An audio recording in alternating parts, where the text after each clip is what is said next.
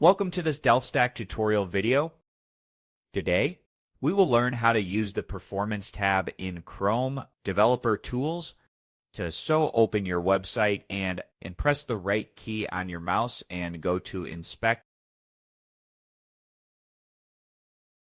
After opening, click on the two right-pointed arrows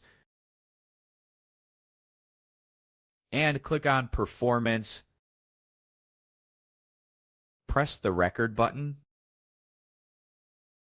and it will start tracking, and just use the website like a normal user.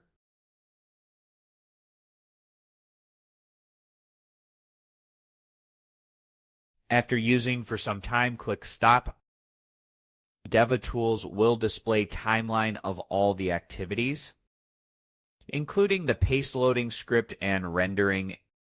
You can see the INP interaction to next paint, showing how quickly the page responds, and the total time in milliseconds, showing how long everything took.